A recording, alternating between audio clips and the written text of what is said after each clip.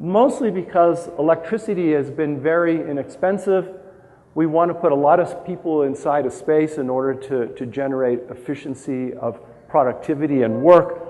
And we supply lighting with electricity very conveniently. So there's been this move away from daylighting over a long period of time, even to the point of people working inside windowless buildings. Okay. Sort of the height of kind of craziness in architecture was that we really abandoned daylighting as the primary source.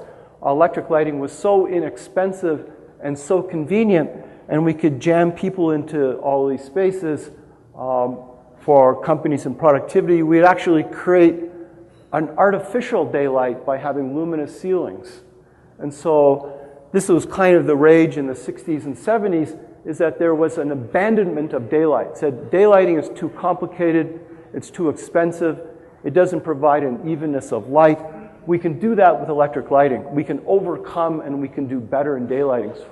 So for a very long period of time, the design community was pushing away daylighting and saying, look, we can do better with electric lighting, we're more efficient about it. And this is the end result. And of course, when energy was essentially free, this was what we ended up with. Okay? And so with the energy crisis and now with being very mindful about sustainability and efficiency, we need to get away from this. Okay? We need to relearn. So we're starting to look at the whole aspect of bringing daylight inside spaces. Okay? And we are doing a better job of integrating daylight inside spaces, but we do a very poor job of what's called daylight harvesting. And daylight harvesting means that we take advantage of the daylight and we reduce the electric lighting. In this case, we have lots of daylight coming inside the space, and we have lots of electric lighting, daylighting and electric lighting together. What we should be doing is reducing the electric lighting. I have found through our surveys and studies that about 5% of buildings or less in California actually use integrated daylight harvesting. It doesn't mean they don't use daylighting. We have lots of daylight, but we also have lots of electric light. And so we need to do one or the other. And so 5% is really very poor, and we need to do much better. Okay? And this is actually UC Davis, so I'm not pointing fingers.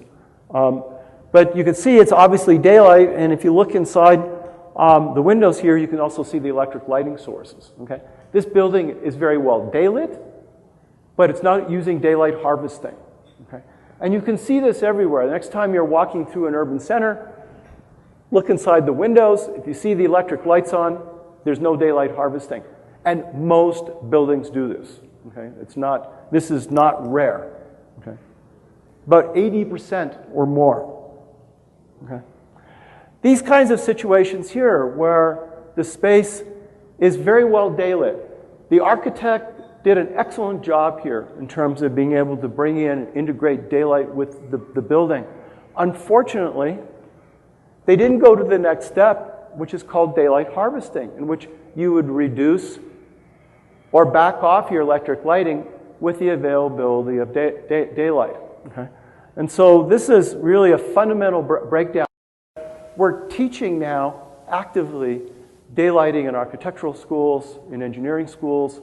I teach a class on daylighting, and we talk with architects about what kinds of fenestration, how big, how to make daylight really move into your space. But we do a very poor job of actually going to the next step and putting daylight harvesting techniques so that they actually back off the electric lighting with availability. This is current state of the art. In other words, if you go to a new building, this is very, very common. Okay? I showed this yesterday. Is that very well daylit space, very comfortable, very pleasant to walk through this corridor. Okay? But still, it's very wasteful. Okay? This is not an uncommon scene. You'll see this everywhere, and this needs to. We need to really look at doing doing these kinds of things differently. And again, this is one of my focus areas now, is developing policy very specifically for entryways in buildings. Every single building that we build has an entryway. All entryways have glass facades and electric lighting. And so this is actually one of my policy proposals for 2019, is to require all building entryways to have daylight harvesting. Because obviously, we knew what we were doing to bring daylight inside the space, but not to do the harvesting part. Okay? We showed this yesterday.